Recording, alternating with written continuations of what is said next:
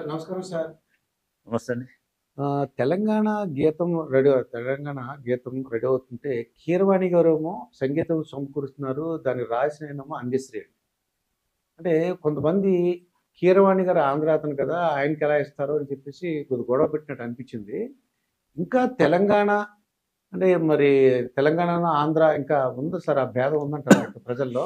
అంటే ఒకటి ఇది తెలంగాణ, ఆంధ్ర భేదం అనేటువంటిది ఉంటే తెలంగాణ ఉద్యమ సందర్భంలో ఆంధ్ర సోదరులు భయపడ్డటువంటి భయాలన్నీ, అనుమానాలన్నీ నిజమే అండి. నిజంగా అటువంటి భేదభావం ప్రజల్లో కానీ, సహజీవనంలో కానీ, సమాజంలో కానీ ఎక్కడ లేదండి. అందరూ కూడా చూస్తున్నారు. ఇక్కడ హైదరాబాద్లో మధురానగర్ ఎట్లా ఉంటుంది, లేదా కూకట్పల్లి ఎట్లా ఉంటుంది, లేదా షేర్లింగంపల్లి ఎట్లా ఉంటుంది, లేదా అమీర్పేట ఎట్లా ఉంటుంది. హైదరాబాద్లో నాంపల్లిలో ఉండేవాడు, లేదా మొగల్పురాలో ఉండేవాడు 20 నిమిషాల్లో ఆంధ్రాకి వెళ్ళొచ్చు, ఆంధ్ర పునుగులు తినొచ్చు, ఆంధ్ర కొబ్బరి బొండాలు తాగొచ్చు, కాకినాడ కాజాలు తినొచ్చు. ఓకే, ఆత్రేయపురం పూతరేకులు అడుగడుగున మూలన మాకు కనబడుతుంటాయి. ఓకే, తెలంగాణ సకినాలు కాకినాడలో కనబడలేదు. ఆంధ్ర షడ్రుచులు తెలంగాణలో, హైదరాబాద్లో అడుగడుగున ఉంటాయి. ప్రజల్లో కూడా ఒక అపార్ట్మెంట్లో ఉండే పక్కన ఒక ఆంధ్ర, ఒక రాయలసీమ, ఒక తెలంగాణ ఉన్నా కూడా అందరూ హైదరాబాదీలాగానే, అందరూ స్థానికుల్లాగానే ఉంటారు. ఈ 10 సంవత్సరాలలో ఎప్పుడు ఏ చిన్న వివాదం కానీ, ఏ చిన్న సమస్య కానీ రాదు. కానీ ఇప్పుడు మీరు అడుగుతున్నది ఏమిటంటే, మరి కీరవాణిని ఎందుకు అభ్యంతరం పెడుతున్నారు? కీరవాణి ఇక్కడ స్టూడియో పెట్టుకున్నా, ఇక్కడ రికార్డింగ్ చేసినా, లేదా ఇక్కడ రికార్డింగ్ డ్యాన్స్ చేసినా ఎవరు అభ్యంతరం పెట్టలేదండి. రాజమౌళిని కానీ, కీరవాణిని కానీ, చిరంజీవిని కానీ, లేదా ఈ సినిమా ప్రపంచము, సినిమా సంగీతము, సినిమాటోగ్రఫీ, ఓవరాల్గా సినిమా డైరెక్టర్లు, సినిమా యాక్టర్లు, వీళ్ళు ఎవ్వరు తెలంగాణ వాళ్ళు కాదు. వీళ్ళందరూ హాయిగా బ్రహ్మాండంగా కోట్ల రూపాయల వ్యాపారాలు చేస్తున్నారు, కష్టపడుతున్నారు, మనకు కీర్తిని తెస్తున్నారు. వాళ్ళందరూ తెలుగు హీరోలు, తెలుగు డైరెక్టర్లు, తెలుగు వాళ్ళనే గర్వపడుతున్నారు. ఎవరైనా చివరికి తెలంగాణలో ఉండి తెలంగాణ సంస్కృతికి విరుద్ధమైనటువంటి రజాకార్ లాంటి సినిమాను ప్రతిపాదించినా కూడా ఎవరేమీ అబ్జెక్షన్ పెట్టలేదు. ఎందుకంటే అదొక కళ, అదొక మాధ్యమం, అదొక కళ, అదొక మాధ్యమం, అది వాళ్ళ హక్కు కూడా, వాళ్ళ రైట్ కూడా. విజయేంద్ర ప్రసాద్ గారు స్వయంగా అభూత కల్పనలతో తెలంగాణను కించపరిచేట్టుగా రజాకారులను చిత్రించినప్పటికీ కూడా ఆయనను బ్రహ్మాండమైన తాతగారిలాగానే అభిమానిస్తారు. ఆయన మోడీతో పోటీపడి గడ్డం పెంచినా కూడా ఆయన ఆరాధిస్తారు. ఓకే, వెరీ గుడ్ అనుకుంటారు. సమస్య అక్కడ లేదు. ఇక్కడేమైంది, తెలంగాణ అస్తిత్వ ఆకాంక్షని వ్యక్తం పరుచుతూ ఒక గొప్ప మూమెంట్ 60-70 సంవత్సరాలు జరిగింది. ఈ 60-70 సంవత్సరాల మూమెంట్ని అడుగడుగున అణిచివేసినారు, దాన్ని అనగదొక్కినారు. సరే, ఎవరు అనగదొక్కినారు అనేది మనం వ్యూవర్స్ విచక్షణకు వదిలేస్తాం. అయినా సరే మలి ఉద్యమంలో ఒక సంపూర్ణమైనటువంటి ప్రజా ఉద్యమంలాగా మలచడంలో కవులు, గాయకులు అద్భుతమైన పాత్రను పోషించారు. తెలంగాణలో మీరు నమ్మరు, ఒక 10 సంవత్సరాల్లో ఒక 1000 మంది కవులు, కళాకారులు వచ్చినారు, ఒక 1000 మంది గాయకులు వచ్చినారు, ఒక అనేక మంది వాగ్గేయకారుల్లాగా అప్పటికప్పుడు ఆశువుగా అద్భుతమైనటువంటి పాటలని రాసినటువంటి వాళ్ళున్నారు, ట్యూన్ చేసినటువంటి వాళ్ళున్నారు, పాడి లక్షల మందిని అలరించిన వాళ్ళు. గద్దర్ కానీ, అందశ్రీ కానీ, గోరెట్టి వెంకన్న కానీ, జయరాజ్ గారు కానీ, ఇట్లా చెప్తుంటే పోతుంటే విమలక్క కానీ, మనం ఒక 5 సెకండ్లో 5 పేర్లు చెప్పుకున్నాం. వీళ్ళు నిజంగా కూడా అద్భుతమైన మేధో సంపత్తే కాకుండా ప్రజలను ఆకట్టుకోగలిగి ఉర్రూతలొగించగలిగేటువంటి శక్తి ఉన్నటువంటి పాటలను ట్యూన్ చేసినటువంటి వాళ్ళు. మీరు అడిగారు కాబట్టి, వాళ్ళు కేవలం పాటల్ని ట్యూన్ చేయలేదు, తెలంగాణ ఉద్యమాన్ని ట్యూన్ చేసినారు.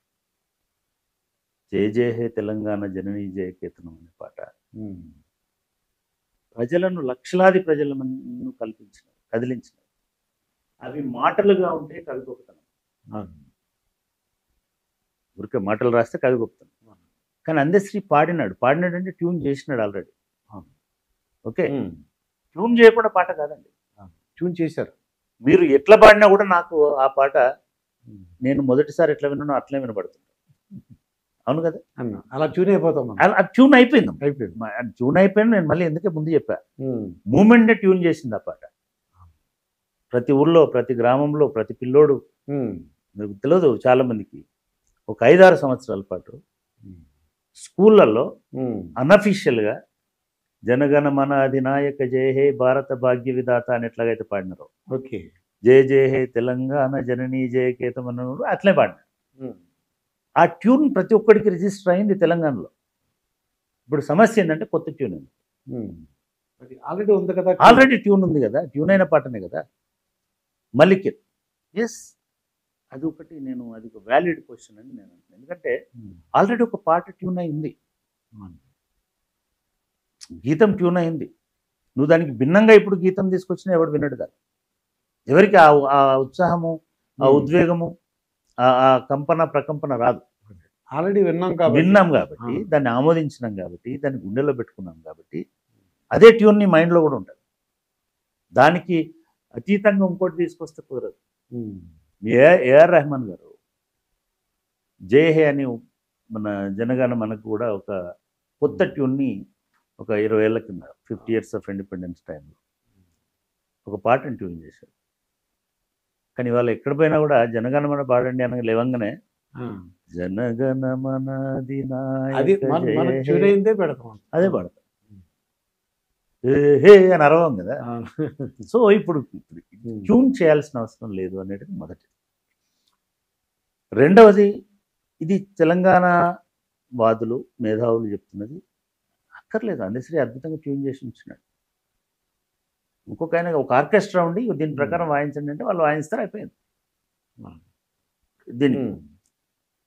దీనికి సంగీత దర్శకుడు ఎందుకు?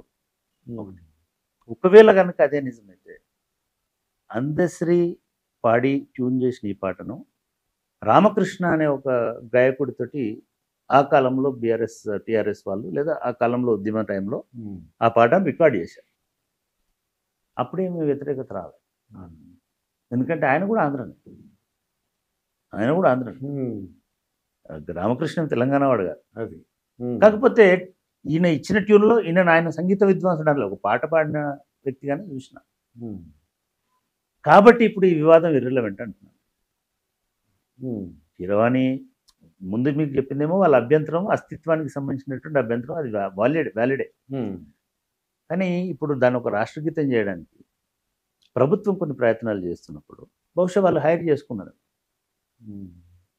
మనకి తెలుగు సినిమాలలో ఇది ఏదో తెలంగాణ వాళ్ళు మాట్లాడితేనే ఏదో విద్రోహం అనుకోవాల్సిన పర్లేదు. తెలుగు ప్రేక్షకులు, Telangana Telugu film industry, Madras film industry, Tamil film industry నుంచి ఫైటర్స్ రాకూడదు, స్టంట్ మాస్టర్లు రాకూడదు, ఇది రాకూడదని బ్యాన్ పెట్టిన సందర్భం మా ఉపాధి కోల్పోతాం ఉందే. ఉంది కదా. చివరికి గాయకులను కూడా బ్యాన్ చేసినటువంటి మహానటులు ఉన్నారు. నాకు బాలసుబ్రహ్మణ్యం పాడకూడదు, లేదా నాకు ఇంకోటి, ఇది సహజంగానే. అది నిజానికి ఫ్యూడల్ ఇది అవుతుంది. నన్ను ధిక్కరించి నువ్వు ఎట్లా పాడతావు అని అడుగు. ఇక్కడ సమస్య అది కాదు. ఇక్కడ సమస్య వాళ్ళు చెప్పేది ఏంటంటే, ఈ పాటను ట్యూన్ చేసినటువంటి రచయిత ఉన్నాడు, ఆ పాటని అప్పుడే ట్యూన్ కట్టినటువంటి అప్పటి స్థానిక సంగీత లోకల్ వాళ్ళు ఉన్నారు. వాళ్ళు తెలంగాణ అస్తిత్వంతో పోరాట గీతం కదా ఇది.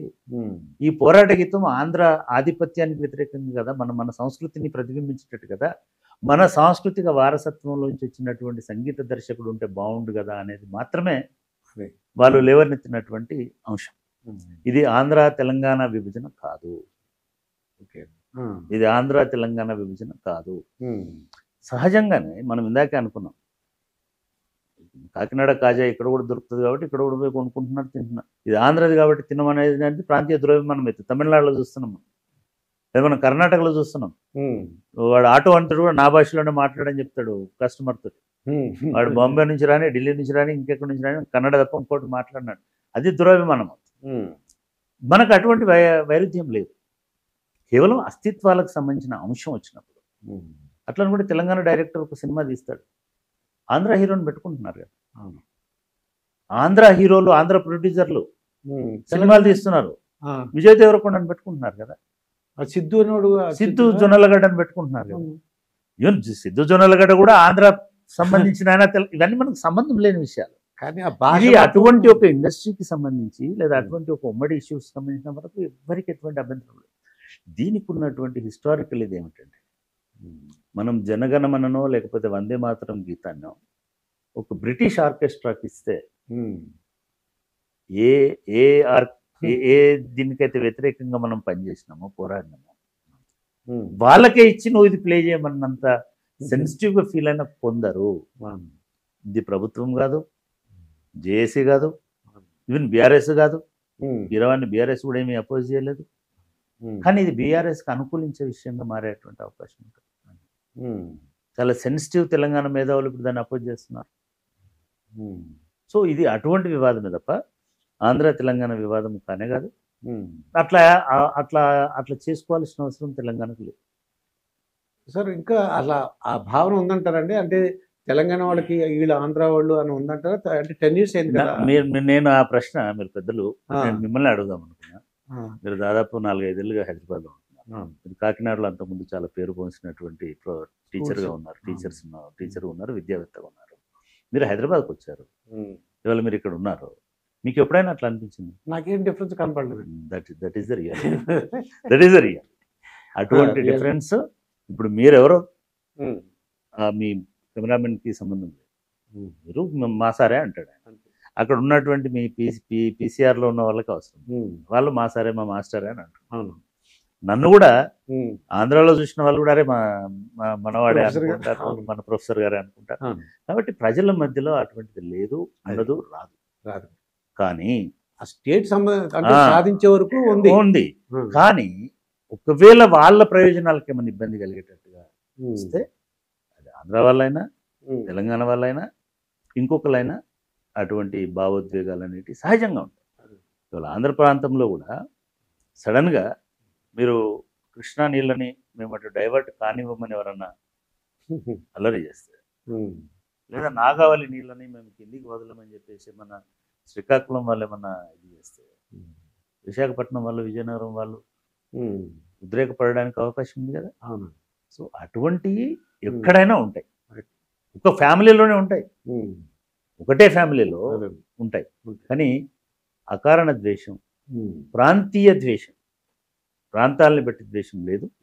చాలామంది అసలు ఇప్పుడు ఒక తెలుగు జాతి అంతా కూడా హైదరాబాద్లో ఉన్న వాళ్ళందరూ తెలుగు వాళ్ళే, ఒక్క తెలుగు వాళ్ళే అక్కర్లే. హైదరాబాద్లో మార్వాడి ఉంటాడు, గుజరాతీ ఉంటాడు, మరాఠీ ఉంటాడు, బెంగాలీ ఉంటాడు. మీకు తెలుసో లేదో భారతదేశంలో ఇంత వైవిధ్య భరితమైనటువంటి ప్రాంతం మినీ ఇండియా అనుకోవచ్చాడు. 100%. ఇది ఇండియా, ఒక్క హైదరాబాద్ కాదు. మీరు కరీంనగర్ వెళ్ళినా మార్వాడీలు ఉంటారు, గుజరాతీలు ఉంటారు, బెంగాలీలు ఉంటారు, ఆంధ్ర వాళ్ళు ఉంటారు. మీ శ్రీకాకుళం మిగతా ప్రాంతాల నుంచి వచ్చి అక్కడ వర్క్ చేస్తున్నటువంటి వాళ్ళు కూలీలు ఉంటారు.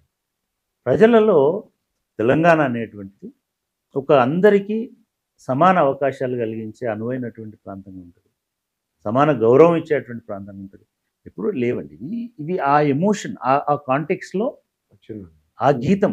నేను ఇందాక చెప్పినట్టు మీరు జనగణమనను బ్రిటిష్ ఆర్కెస్ట్రాకి ఇస్తే ఎట్లా ఫీల్ అవుతారో, లేదా వందే మాతరంని ఎట్లా ఫీల్ అవుతారో, అటువంటి ఒక ఉద్వేగం అంతే తప్ప ఇది విభేదం కాదు. అది ఎట్టి పరిస్థితిలో విభేదం. ఇదండి గంటా చక్రపాణి గారితో జరిగిన ఇంటర్వ్యూ. మరొక ఇంటర్వ్యూతో మీ ముందుంటాను. మీ మాస్టర్ దుర్గా ప్రసాద్.